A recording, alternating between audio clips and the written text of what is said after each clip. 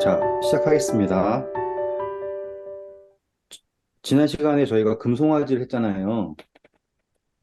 기억나시죠? 금송아지까지 갔죠? 네. 네, 이 금송아지에서 지워진 것이 뭐냐면 우리가 금송아지를 만들어야 한다라고 주장했던 제사장들이에요. 음.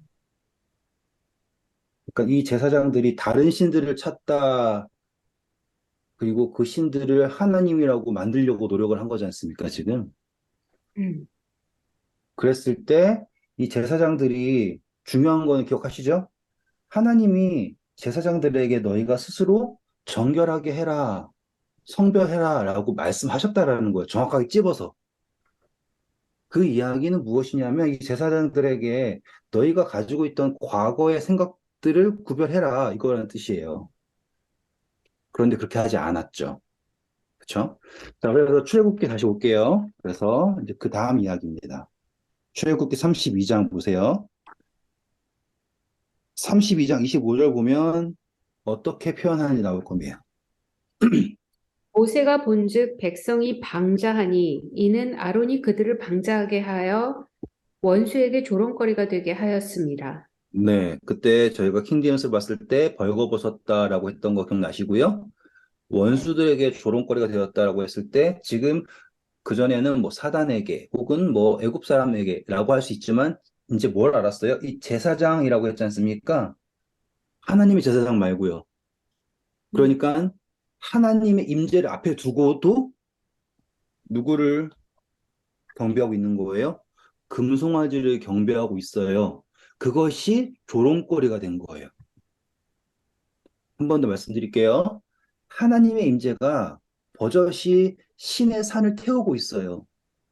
그럼에도 불구하고 금송아지를 섬기고 있는 모습을 말하는 거예요. 오늘 우리가 하나님을 믿는다고 하면서 하나님이 아닌 금송아지를 예배한다라는 것, 의지한다라는 것, 그것이 바로 우리가 벌거벗었다라는 것이 되겠죠. 그러면 똑같죠? 하나님이 아담과 하와를 창조하셨죠. 하나님 모든 걸 주셨지만, 아, 내가 저 선악과를 먹으면 뭔가 되겠지라고 하는 그 사실 자체가 금송아지랑 같고, 그것 자체가 금송아지를 예배하는 것, 의지하는 것, 금송아지가 우리를 구원했다고 생각하는 것처럼 저 선악과가 나를 지혜롭게 할 것이다 라고 판단하는 것, 다 연결되시죠? 그 말 한다라는 것 자체가 제사장의 역할인 거예요. 그 말을 한다라는 것 자체가. 왜냐하면 제사장은 누구와 누구를 연결하는 거였어요? 하나님하고 백성을 연결하는 거잖아요. 그쵸?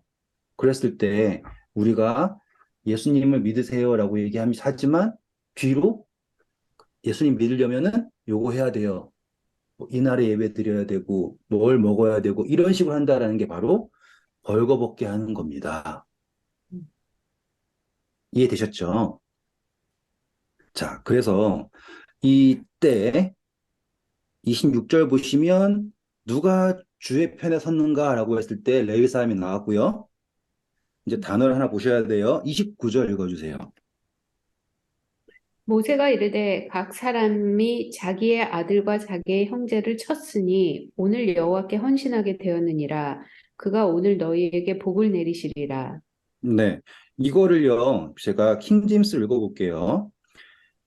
이는 모세가 이미 이르되 각 사람이 자기 아들과 자기 형제를 쳐서 오늘 너희 자신을 주께 거룩히 구분하라. 그러면 그분께서 이날 너희에게 복을 주시라 하였기 때문이더라. 이렇게 나와요. 자, 여기 보시면 어떤 단어가 나왔냐면 각기 형제 그리고 가족 이렇게 나오죠. 우리 예수님이 너희의 원수가 집안 식구다 이런 얘기했던 거 기억나세요? 네. 지금 바로 이 장면이 이거예요. 음. 왜 이 이야기가 나오냐면 하나님이 아닌 다른 것을 의지하게 하는 것으로부터 구별하는 장면이 여기 등장하는데 제가 킹 제임스 읽었을 때 뭐라고 얘기했어요? 너희 자신을 주께 거룩히 구별해라 라고 했단 말이에요. 제사장들에게 요구한 것이 무엇이었어요? 너희가 스스로 구별해라 했죠? 그게 뭐예요? 끊어내는 거거든요. 그렇죠? 음, 아무리 형제가 좋아도 아무리 가족이 좋아도 하나님이 아닌 다른 것을 의지하게 한다면 끊어내야 된다. 그 정도까지예요, 지금. 음, 아브라함의 시험이 뭐였어요? 아들마저도 아끼지 않았다라는 거였잖아요. 그렇죠? 하나님이 정말 잔혹하게 모든 걸 뺏어간다라고 보시는 게 아니라 하나님이 아닌 다른 것을 의지하게 하는 것이 문제가 되는 거예요. 그게 금송아지가 되는 거예요. 제가 제 새끼 좋아가지고 거기에 물고 빨고 빠지는 것과 같은 거예요. 중요한 것은 이 제사장들에게 구별하라라고 먼저 명령하셨다라는 거예요. 그러면 그 사람들이 평생에 내가 해왔던 것들이 맞다고 생각하는 것들이 있잖아요. 그것 더하기 지금 믿게 된 하나님이 아니라 그거는 지우고 하나님을 믿어야 되는데 이 제사장문은 어떻게 했다고요? 그동안 해왔던 거 더하기 하나님이에요. 우리 바울 서신 공부했을 때 늘 나왔던 주제가 뭐였어요? 유대인의 전통 그대로 가져와서 예수님 믿기. 혹은 이방 예배 전통 그대로 가지고 와서 예수님 믿기. 그게 문제였잖아요. 그러면 금송아지 이야기 속에서 이 모든 것들이 나온다라는 걸 우리가 알게 되었죠. 음. 자, 그리고 이제 저희가 지난 시간에 뭐 했냐면 여호와라고 나는 스스로 있는 자, 스스로 있는 자가 나를 보냈다라고 하는 표현했잖아요. 기억나시죠? 네. 그때 스스로 있는 자가 모세를 보냈다라는 게 아니라 그를 보냈다예요. 스스로 있는 자가 스스로 있는 자를 보냈다라는 뜻이거든요. 음. 그거를 이 32장, 이 34절에 설명하고 있어요. 이제 가서 내가 내게 말한 곳으로 백성을 인도하라. 내 사자가 내 앞서 가리라. 그러나 내가 보응할 날에는 그들의 죄를 보응하리라. 네, 보시면 누가 간다 그래요? 하나님의 네. 사자가 간다 그러죠? 음. 다른 말로 천사가 간다 그래요. 천사가 앞서 간다. 이렇게 표현해요. 그 이야기는 또 나옵니다. 33장 2절에도 나와요. 내가 사자를 너보다 앞서 보내어 가나안 사람과 아모리 사람과 헷 감사합니다. 사람과 보세요. 또 나왔죠? 그래서 이 출애굽기에서 우리가 봐야 될 게 뭐냐면 모세가 뭔가를 했다라는 것보다 하나님께서 그분 자신 예수 그리스도를 보내셔서 먼저 하셨다라는 것을 발견하는 게 출애굽기에서 우리가 봐야 될 이야기예요. 이해하셨죠? 여기까지는? 네. 그런데 이 하나님의 임재예요, 이게 지금. 그런데 이 임재가 앞서가는 거가 중요한 게 아니라 이제 함께 있어야지 돼요. 한 번 더 할게요. 앞서가서 뭘 한다가 중요한 게 아니라 하나님의 임재가 함께 하는 게 중요해요. 자, 3절 읽어볼게요. 뭐라고 나와요? 너희를 적과 꿀이 흐르는 땅에 이르게 하려니와 나는 너희와 함께 올라가지 아니하리니 네, 너희는 뭐라고 합니까? 약속된 땅에 가겠대요. 가나안엔 보내준대요. 가나안엔 들어가는데 누가 함께 하지 않는데요? 하나님께서 함께 가지 않으신대요. 그럼 의미 있어요, 없어요? 없어요. 의미 없죠. 그쵸? 그래서 이 33장에 있는 이야기가 뭐냐면요. 모세가 하나님을 붙잡고 계속 졸라요. 하나님, 제발 우리와 함께 가주세요예요. 하나님이 내가 너네 가나안 땅 데려간다고 했지? 오케이, 알았어. 가나안 땅은 보내줄게. 하지만 나는 너네와 함께 가지 않을 거야라고 하는 게 바로 이 3절이고요. 4절부터 모세가 그게 싫으니까는 어떻게든 하나님을 붙잡으려고 모든 장신구, 자기를 꾸미는 것을 다 없애라고 얘기를 해요. 그래서 보시면 6절 읽어볼까요? 이스라엘, 이스라엘 자손이 호렙산에서부터 그들의 장신구를 떼어내니라. 네, 떼어내죠. 그리고서는 계속 모세가 뭘 하려고 죄송합니다. 모세가 뭘 하려고 그러냐면 하나님의 임재를 어떻게든 잡아내려고 그래요. 어떻게든. 그래서 34장 가셔서요. 9절만 먼저 읽어볼게요. 이르되 주여 내가 주께 은총을 입었거든 원하건대 주는 우리와 동행하옵소서. 이는 목이 뻣뻣한 백성이니이다. 우리의 악과 죄를 사하시고 우리를 주의 기업으로 삼으소서. 네, 뭐라고 부탁해요? 제발 동행해 주세요라고 하는 거예요. 가나안에 들여보내 주세요가 아니고 동행해 주세요라고 요구하고 있어요.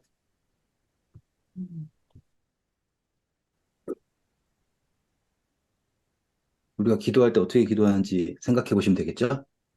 하늘나라 가게 해주세요 기도가 아니에요. 이스라엘 백성들은 다 가나안 땅 가게 해주세요가 기도였고 모세는 동행해 주세요. 우리를 당신의 기업으로 삼아 주세요. 라고 하는 게 기도였어요. 큰 차이죠. 그렇죠? 근데 여기에서 이제 모세가 작전을 피는 거예요. 작전. 제가 작전에 표현하는 거를 이해해 주세요. 왜냐하면 모세가 바라봤을 때 이 백성들이 목이 뻣뻣한 백성이라는 건 뭐예요? 고개를 숙이지 못한다는 거죠. 겸손하지 않다라는 거예요. 그러니까 자기를 높이는 거예요. 그러면 뭐 하지 않는다는 거예요. 순종하지 않는 거예요. 기회만 나면은 고개를 드는 거죠. 그러니 이 백성을 가르치기에는 너무 어려워요. 근데 이러한 고개가 뻣뻣한 백성들을 가르치기 가장 좋은 방법이 뭐냐면 찍어 누르는 거예요.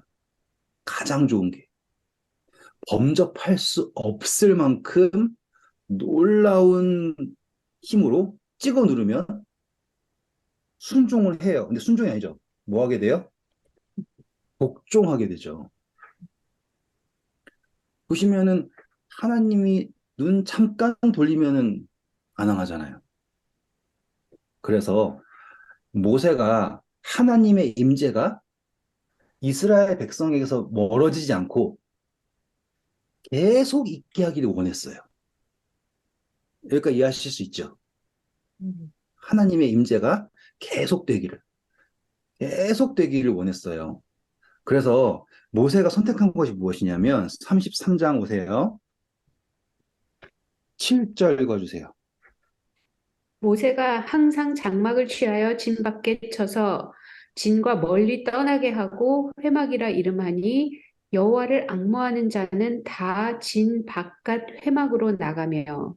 그렇죠. 여기서 모세가 뭘 만들었냐면 회막이라고 하는 거를 만들었어요. 이전까지는 회막이 없었어요. 음, 그래서 이 회막이 어디 있었냐면 진영 가운데 있지 않아요. 왜냐하면 지금 이 사람들은 뭐 했어요? 하나님의 그 언약을 받고도 핏부림 받았잖아요. 그럼에도 불구하고 언약을 깨고 금송아지를 만들었잖아요. 그래가지고 모세가 그 십계명 돌판을 가지고 이 이스라엘 백성 진영에 올 수가 없었어요. 왜냐하면 그 돌판을 가지고 오면 그 언약대로 벌받게 되니까 백성이 다 진멸될 거 아니에요. 그래서 모세가 화가 나서 깨트린 것이 아니라 너희들이 하나님과의 언약을 깼다라는 걸 보이기 위하여서 두 돌판을 깨트린 장면이 바로 이 32장에 나오는 모세가 십계명 돌판을 깨는 장면이에요. 누군가는 모세가 성질이 급해서 그랬다라고 하는데 만약에 모세가 성질이 급해서 십계명을 깼다 그러면 모세는 이스라엘 백성들을 이끌 자격이 없어요. 그건 말이 안 되는 거예요. 모세가 가나안 땅에 들어가고 싶었지만 못 들어간 이유가 뭔지 아시죠?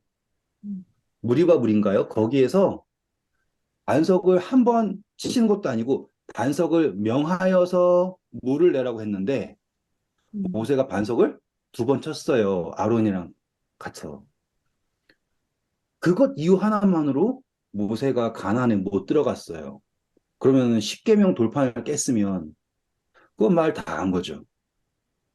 그러니 여기에서 모세가 이 십계명 돌판을 깬 것은 무엇을 상징하냐면 지금 금송아지를 만든 것으로 인하여서 하나님과의 언약이 깨어졌다예요. 음, 여기 쓸게요.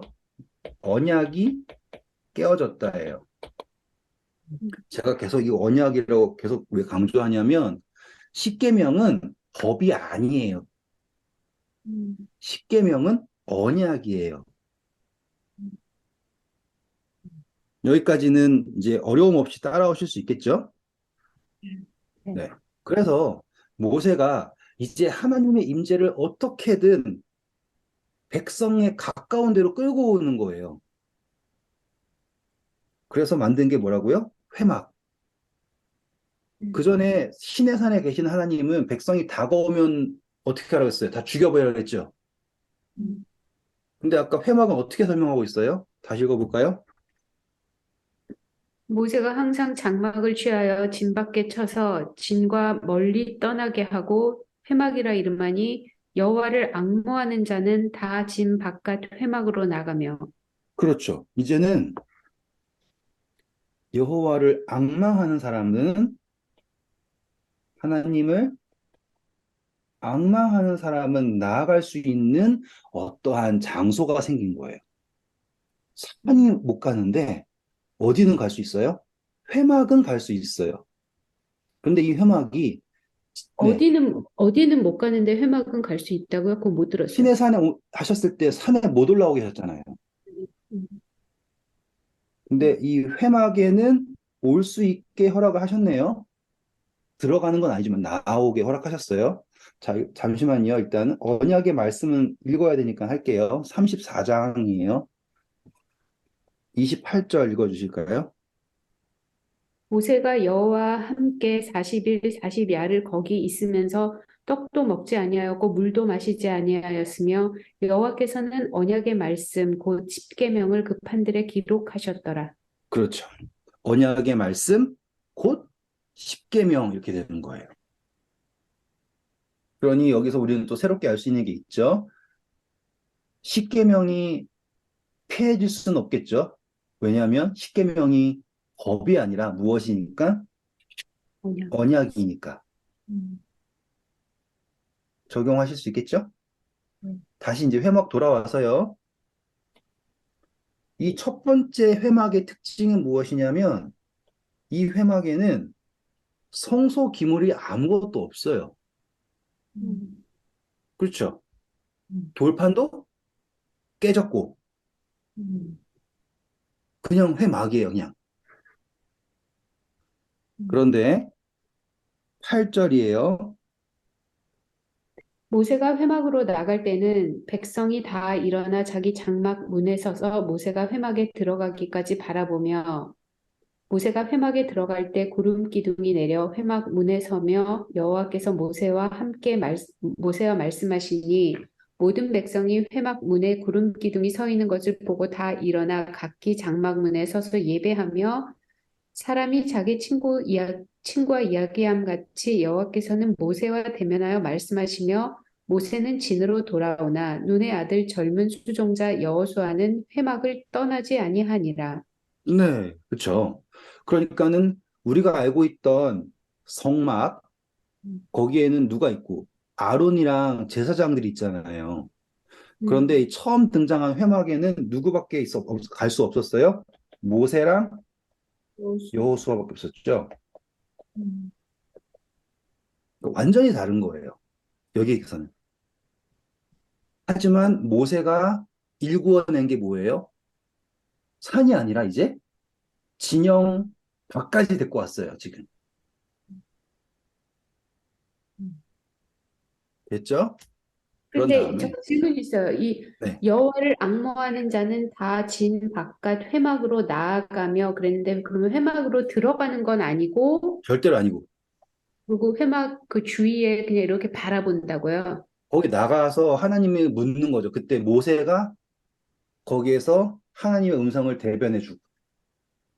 어, 자, 이제 이 회막이, 다시 쓸게요. 회막이.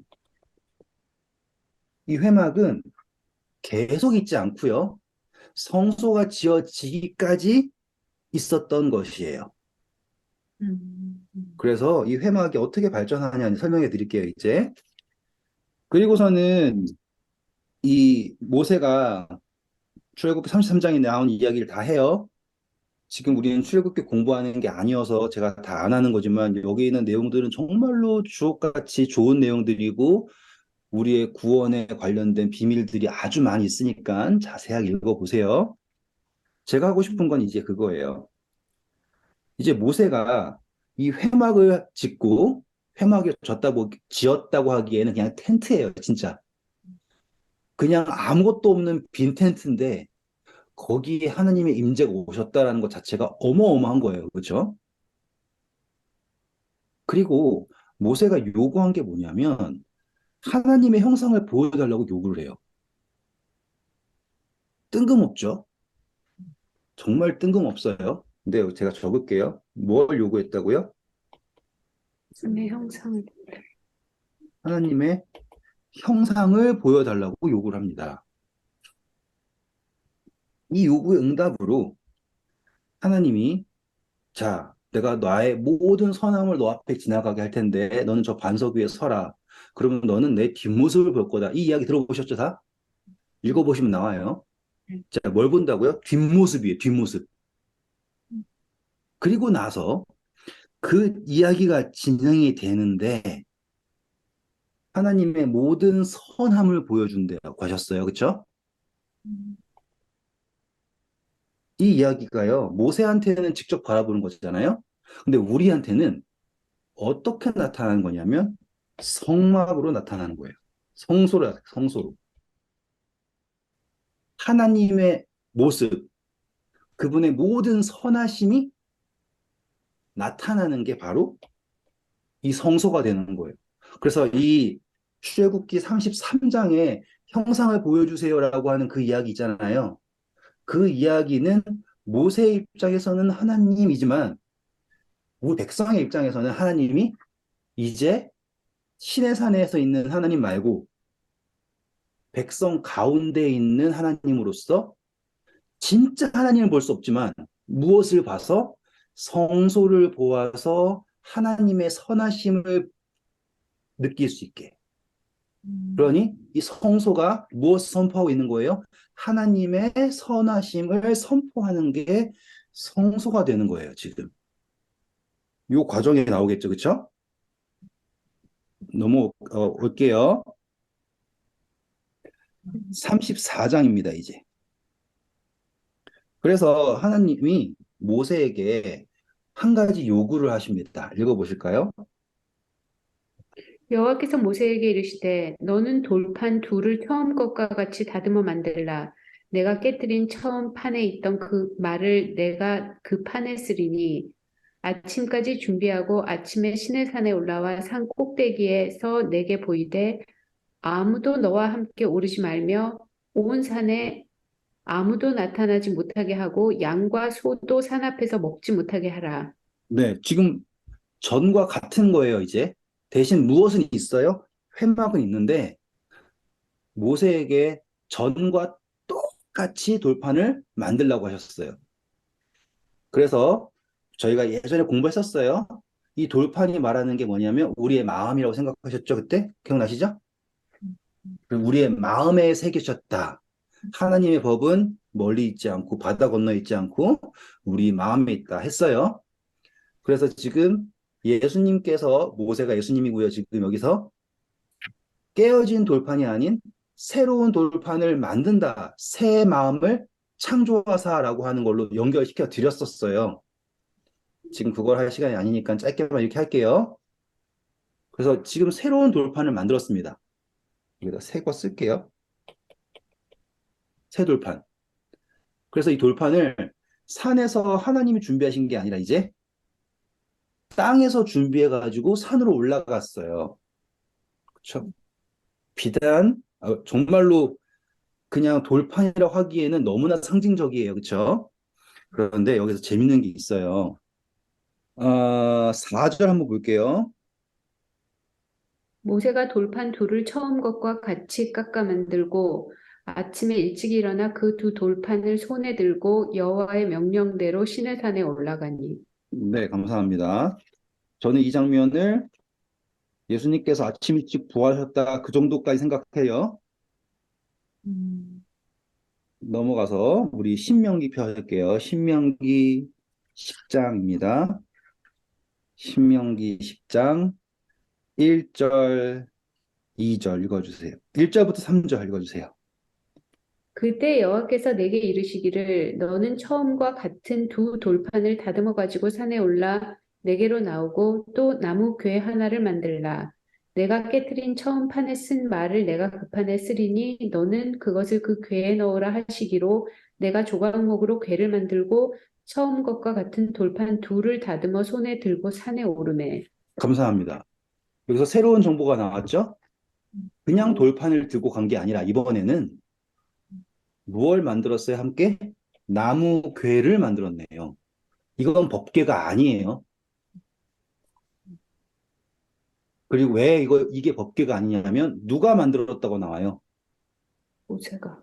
모세가 만들었다 나와요. 그러니 이 돌판과 이 나무괴는 다 누가 만들었어요? 모세가 만들었어요. 음. 그러면 이건 완벽한 거예요. 예수님이에요, 그냥. 예수님이 죄의 형상을 오셨죠? 그쵸, 나무. 성소에서 나무는 뭐였어요? 불에 타는 거잖아요. 그쵸? 거기에 돌판 둘, 깨끗한 돌판. 그거를 하셔가지고 어디로 올라가셨어요? 산으로 올라갔죠. 하나님의 보좌로 올라간 거잖아요, 이렇게. 음. 이거 뭐 완벽하죠. 그쵸? 그래가지고 이 나무개를 가지고 돌판 둘을 가지고 산에 가서 똑같이 40일을 있어요. 그러면 저는 이제 또 새로운 이야기가 가능해져요. 저는 시기주의자는 아니지만 성경에서 40일이라고 하는 건 고난의 기간이에요. 근데 예수님께서도 아담 이후로 몇 천 년 있다 오셨어요? 4천 년 있다 오셨죠? 그리고 나서는 승천하셨잖아요. 이렇게. 만약에 이러하다면 이러하다면 여기도 40일이 될 수 있다라고 하는 계산도 가능해요. 음. 이거는 왜냐하면 모세가 처음 40일 있고 또 40일 있고 이랬다라고 한다면 이거는 신빙성 있는 이야기는 아니에요. 그럴 수도 있다라고 할 수 있어요. 왜냐하면 여기에서 나무괴에다가 두 돌판 가지고 올라갔다라는 것 자체만으로도 완벽한 표상이 가능하기 때문이에요. 음. 왜냐하면 여기서 받은 돌판은 깨지고 여기서는 안 깨지니까. 그리고 여기에서 안 깨진 돌판이 여기에서는 금으로 만든 법궤 안으로 들어가잖아요. 그러면은 이 세 개의 이벤트가 다 의미를 갖지 않습니까? 이렇게 매칭이 될 수도 있어요. 숫자가 맞다라고 하는 건 모르겠지만 가능해져요. 그런데 여기서 우리가 이제 보셔야 될 게 있어요. 모세가 가서 하나님부터 다시 계명을 받잖아요. 쓰는 것은 다 누가 쓰세요? 하나님이 쓰시죠? 음. 하나님 뭘 쓰시는 거라고요? 언약을 쓰시는 거예요. 그래서 깨어진 언약이 다시 회복이 됐죠. 음. 그리고 회복된 언약이 그 나무괴 안에 들어와서 어디로 오냐면 바로 그럼. 회막으로 와요. 음. 그래서 이제 이 회막은 진영 밖에 있어요. 음. 하지만 이 회막 안에는 이제 무엇이 있는 거예요? 하나님의 언약이 있어요. 그리고 이 언약을 바라보는 사람들은 그날부터 무엇을 짓기 위해서 애쓰냐면은 성소를 짓기 위해서 부단히 일을 하는 거예요. 음, 이제는 더 이상 금송아지가 아니겠죠. 딱 요 이야기만 잘라서 보세요. 이스라엘의 그 광야 생활 보면은 정말로 속 터지고 화가 나거든요. 저는 이제 성소 가르치니까는 진짜로 아침마다 출애굽부터 여호수아까지 맨날 읽어요. 아침마다 계속. 그럼 읽으면 읽을수록 속이 터져요. 진짜로 어쩌면 사람이 이렇게 단세포적일까 싶을 정도로 나쁘게 굴어 이스라엘 백성들이. 하지만 여기여서 딱 잘라서 보면 금송아지가 없어진 이후로 그 금송아지가 없어진 사건을 저는 여기에서 이 십자가 사건으로 생각하면 되는 거예요.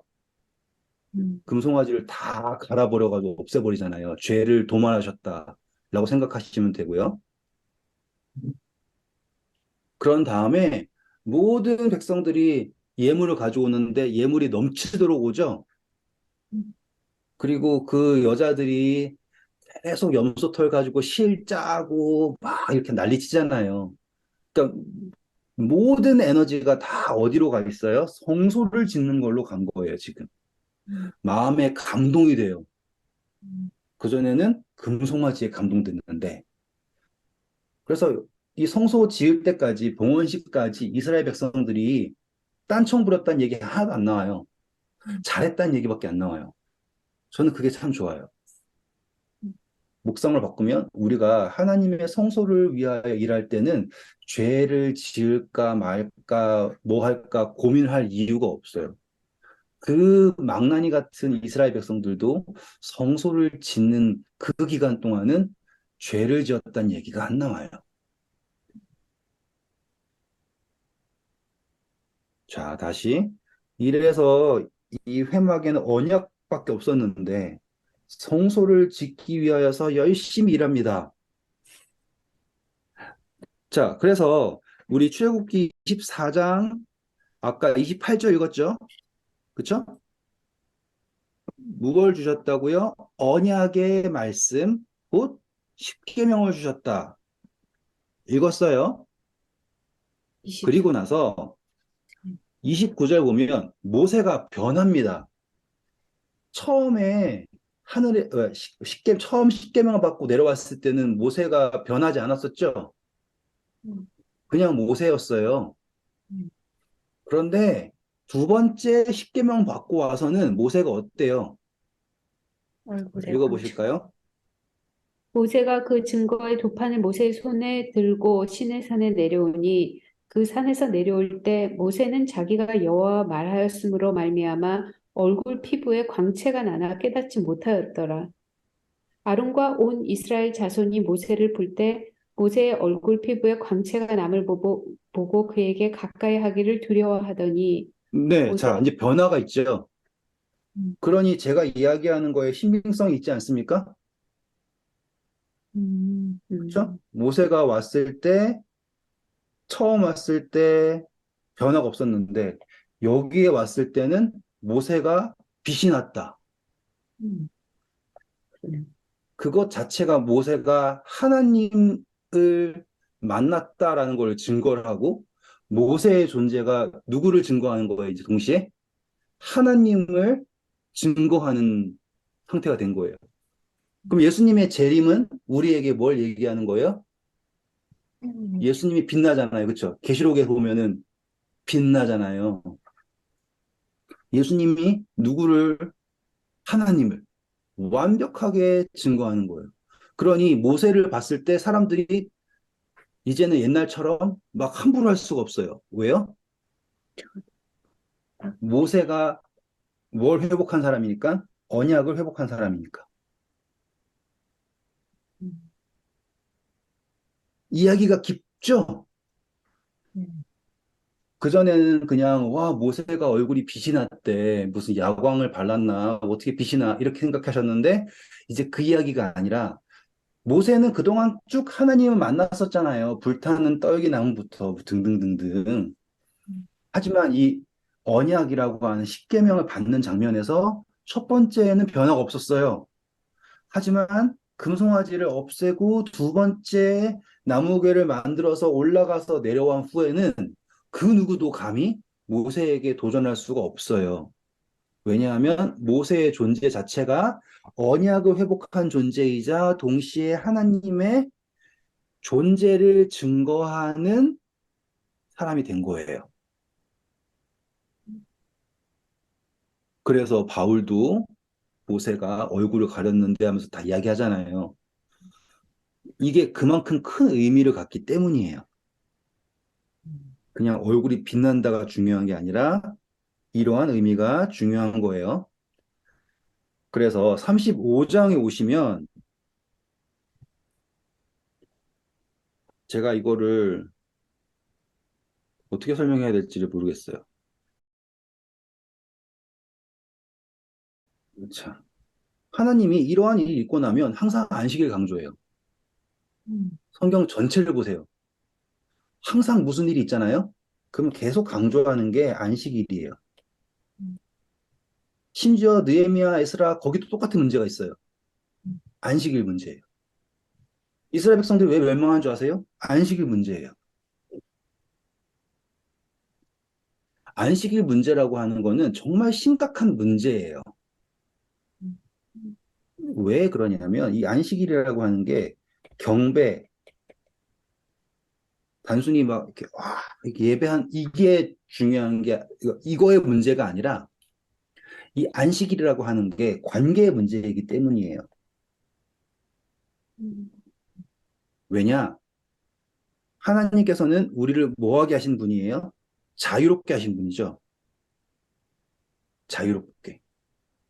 그래서 신명기에 그러니까 출애굽기 20장에 나와 있는 십계명은 창조하셨기 때문에 안식일을 지켜라라고 나오고 신명기 5장에 나와 있는 계명에서는 그분이 너희를 애굽에서 구원하셨기 때문에 안식일을 지켜라라고 얘기를 해요. 하지만 단순히 그래서 내가 안식일을 지킨다라는 개념이 아닌 이것은 너와 나 사이의 증표다라고 하셨단 말이에요. 관계를 말하는 거예요.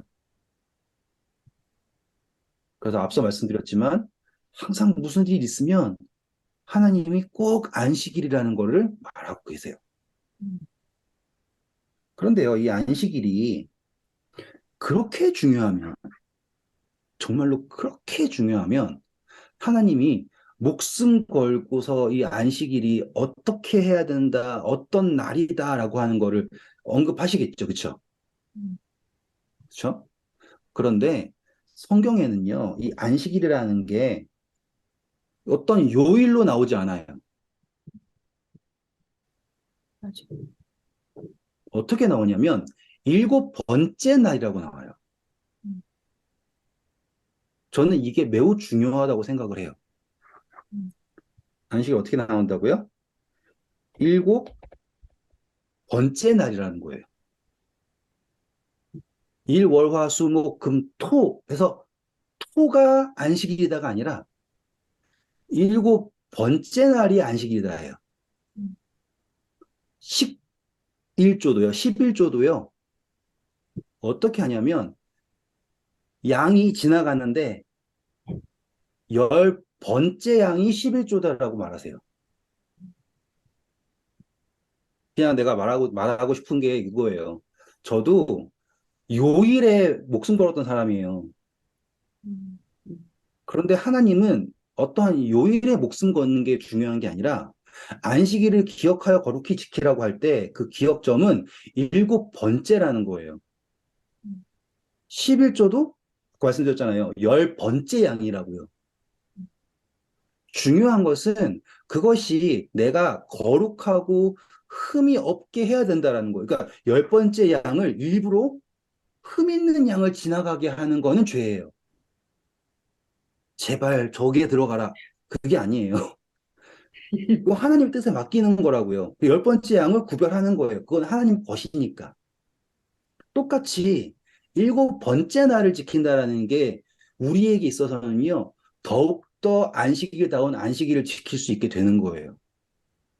왜냐하면 요일에 얽매이는 게 아니라 내가 구별한 일곱 번째를 구별하는 거니까. 차이점 이해하실 수 있겠어요?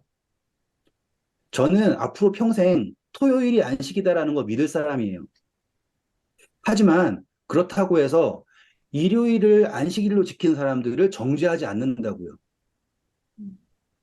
저는 그걸 말씀드리는 거예요.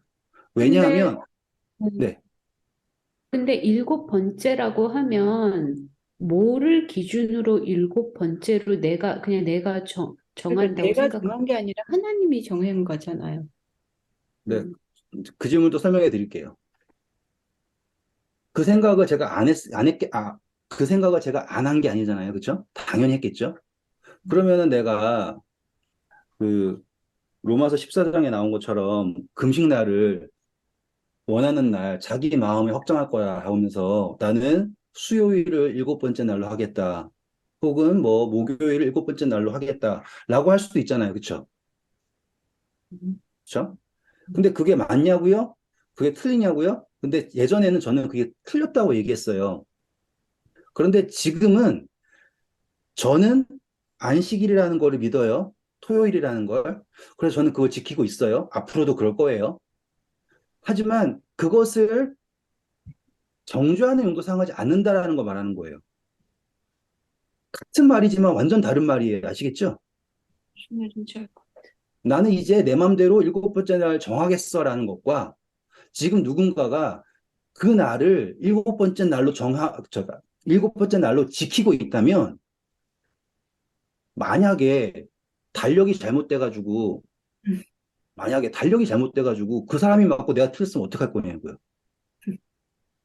지금 이 요일에 묶인 사람들의 가장 큰 문제가 뭐냐면 6시부터 6시까지가 안식일이냐 아니면 해질 때부터 해질 때까지가 안식일이냐 그래가지고 싸우다가 알래스카에는 해가 반년 동안 안 지는데 그러면 걔네는 안식일을 어떻게 지키냐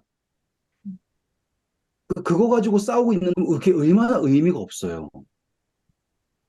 음, 그러니 하나님께서요, 이 안식일을 지켜라라고 하는 거는 요일을 지켜라고 하는 게 아니라 뭘 지키라는 거예요? 관계를 지키라는 거예요. 음. 제 의도를 이제 이해하실 수 있겠죠? 그렇죠. 음. 네. 요일을 지켜라가 아니라 관계를 지켜라고 이 상황 속에서 지금 금송아지 때문에 난리 났죠? 그렇죠? 그러면은 미움털 박혔죠? 금송아지를 만들고 사람들한테 막 서로가 막 죽이고 이런 상태면 하나님한테 도망치고 싶지 않겠어요? 이거 잘못하다 수틀리면은 또 죽겠네 라고 생각할 수 있잖아요. 음. 그때 하나님께서 말씀하시는 게 안식일이라는 거예요. 내가 너를 창조했고, 내가 너를 구원했고, 너는 나의 백성이다 라고 먼저 말씀하시는 게 안식일을 지켜라예요. 이 말은 아까 33장에서 이 백성들을 도저히 내가 감당할 수 없으니까 나는 다 쓸어버리겠다라고 했죠. 음. 맞아요? 그때 모세가 제발 그러지 마시고 만약에 이 사람들을 지울 거면은 차라리 제 이름을 음. 생명책에서 지워주세요. 이랬잖아요. 예. 만약에 하나님이 백성들을 미워가지고 싹 쓸어버리고 아까 33장 읽은 것처럼 내가 걔네들을 가나안에 들여보내주겠지만 함께 하진 않을 거야 음. 라고 하셨다면 음. 안식일을 지키라라고 하시겠어요? 안 하죠. 왜냐하면 안식일이 뭐의 상징인데 관계의 상징인데 음. 언약의 상징인데 나 그냥 너네 없는 걸로 할래. 마음에 안 들었어. 나 이제 너네 다 없애버리고 모세를 통하여서 새로 시작할래. 라고 하면 이스라엘 백성들이 금송아지를 섬기던 박쥐를 섬기던 상관이 없단 말이에요. 그런데 이 모든 과정을 다 하시고 모세가 기도해가지고 자기 이름을 해가지고는 예? 하나님의 마음을 돌렸잖아요. 그래서 새롭게 계명까지 받았잖아요. 그러니까 하나님이 그래, 너네들은 이제 나의 백성이야. 느낌 오셨죠? 음. 그러니 강조점이 뭐예요? 35장 시작점 뭐라고요? 하나님께서 온 회중에게 읽어볼까요? 35장 1절. 모세가 이스라엘 자손의 온 회중을 모으고 그들에게 이르되 여호와께서 너희에게 명령하사 행하게 하신 말씀이 이러하니라. 엿새 동안 일하고 일곱째 날은 너희를 위한 거룩한 날이니 여호와께 엄숙한 안식일이라. 누구든지 이 날에 일하는 자는 죽일지니 안식일에는 너희의 모든 처소에서 불도 피우지 말지니라. 네. 지금 이 이야기를 그냥 읽으면, 야, 진짜 너무하다. 뭐, 불 폈다고 죽여버리냐? 이게 사랑의 하나님이냐라고 비꼬을 수 있잖아요. 하지만 그 전 상황을 생각해 보시라고요. 음. 그 전 상황을 생각해 보면, 이렇게까지 한 거는요, 하나님이 정말로 사랑하시는 거예요. 음. 뭘 요구하시는 거예요? 불 피우는 놈, 그래가지고 요리도 하면 안 된다. 그거 싸우고, 전날 한 요리를 데펴 먹는 건 되냐, 안 되냐, 그걸로 싸우고. 그러니까 성경을 성경으로 안 읽고, 율법으로 읽으니까는 그렇게 해석을 하는 거예요. 지금 제가 오늘 제 아들 혼냈거든요.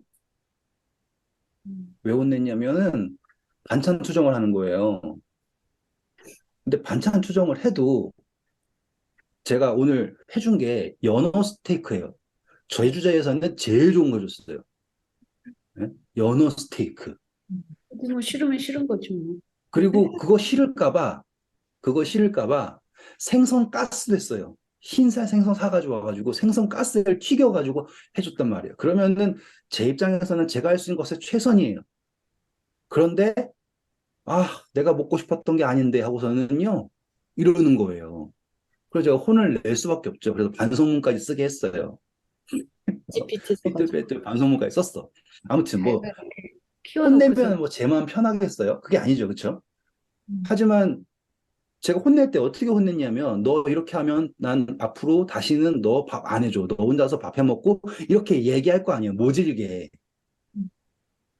그 모진 단어를 그대로 읽으면 전 아빠가 아니죠. 음. 쪼잔한 사람이잖아요. 애가 그랬다고 뭐 밥을 안 해준다 그랬다. 저게 무슨 뭐냐. 이렇게 들으실 거라고요. 뭘 모르면. 제가 저 아이를 얼마나 사랑하는지를 모르고, 제가 저 아이를 지금 어떻게, 그러니까 저 아이에게 뭔가를 알게 하기 위하여서 이렇게 이야기하고 있다는 걸 모르면, 음. 음. 음. 그 지금 여기에서 나와 있는 이 안식일 규범에서 불도 피우지 말라라고 얘기하는 건 뭐냐면, 정말로 하나님을 온전히 의지하라고 하는 사랑의 호소예요. 어느 정도 호소냐면, 그러지 않으면 죽여버리겠다라고 하는 정도까지의 호소예요. 음. 협박이 아니에요. 너 안 믿어? 나 너 죽여버릴 거야. 라고 한 협박이 아니라 생명이라고 하는 그 끝까지를 바라보는 호소라고요.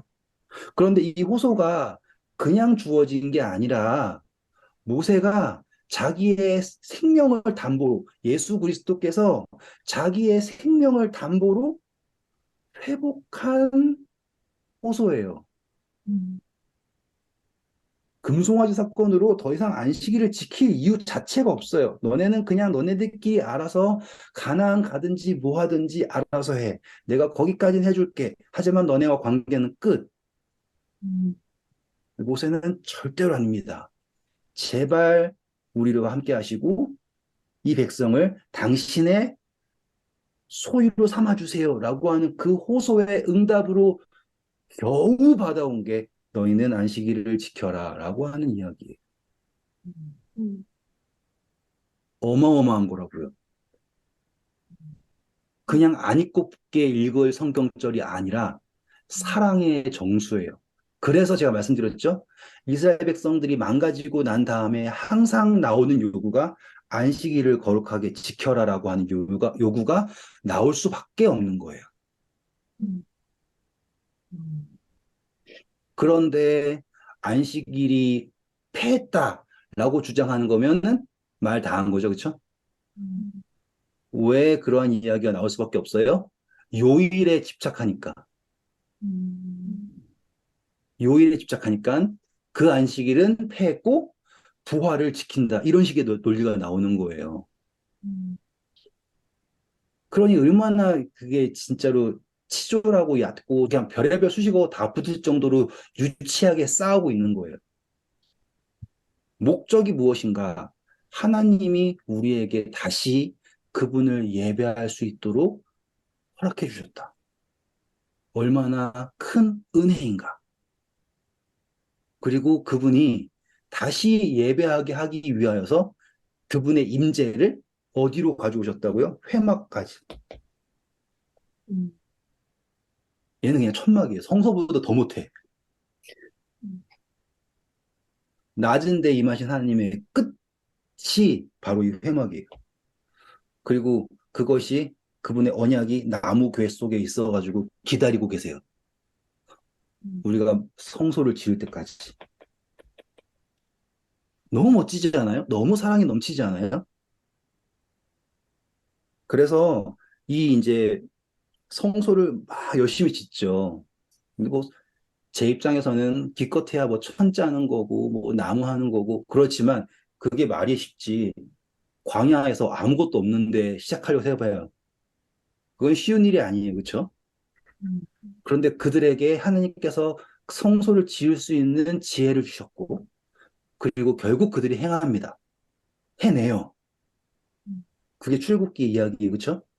음, 그리고 해냈을 때 이 회막에 있던 나무 상자에 있는 그 계명이 언약이 성소에 있는 법궤 안으로 들어가는 거예요.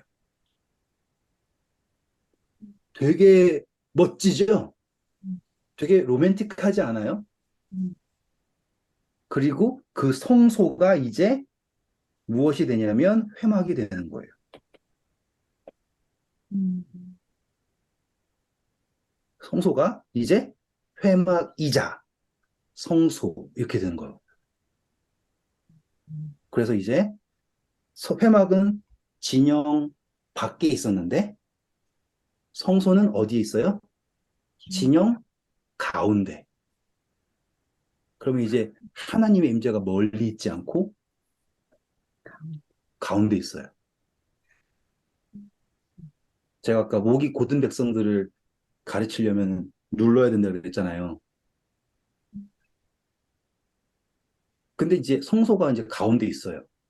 불기둥, 구름기둥에 모든 게 다 있어요. 근데 신기하게도 그럼에도 불구하고 이 목이 곧은 백성들은 또 반역을 하죠.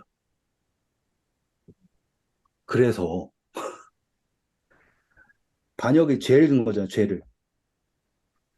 그래서 하나님이 뭐라고 하셨냐면 이 사람들이 죄를 지으면 성소로 오래요. 음, 새롭잖아요? 아까 금송아지 만들었을 때 하나님 반응이 뭐였어요? 쓸어버린다 했죠. 음, 그런데 이 진영 가운데 있는 성소는 뭐예요? 죄를 지으면 쓸어버린다가 아니라 나한테 와라예요. 와, 너무 멋지잖아요. 네, 죄를 지으면 나한테 와라. 그러면 내가 용서하겠다. 그걸 얻어낸 게 모세예요. 다시 말하면 그러한 축복을 우리에게 주신 게 바로 예수 그리스도예요. 음, 진짜 아멘이고 할렐루야고 막 박수 100번 치고 싶지 않아요? 음, 그래서 집사님이 회막이 뭐예요? 성막이 뭐예요? 질문할 때 입이 근질근질했지만 제가 대답을 안 하고 대답을 제가 할 수가 없었네요. 네.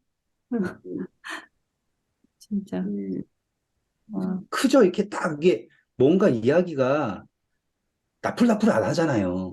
음, 음. 그동안 사람들이 막 그냥 제잘제잘한 것처럼 그렇지 않잖아요. 그러니까는 야, 진짜, 그렇구나. 그래서요, 하나님께서 이 성소를 두심으로 죄를 지어도 하나님으로부터 도망칠 이유가 없어졌어요. 음, 더 이상 죄를 지어서 내 이름이 생명책에서 지워질 걱정도 없어졌어요. 음. 무엇만 하면 되냐면 성소로 나아갈 용기만 있으면 돼요. 그런데 이 용기가 그냥 그래, 배째라 그래 이런 용기가 아니라 음. 이 용기를 다시 쓰면 이제 막, 믿음만 있으면 되는 거예요. 성소로 나아가면 해결된다예요. 왜냐하면 이 믿음은 더 이상 내가 무엇을 했는가라는 것에 대한 게 있는 게 아니라 이 성소에 있는 언약을 믿는 거거든. 음.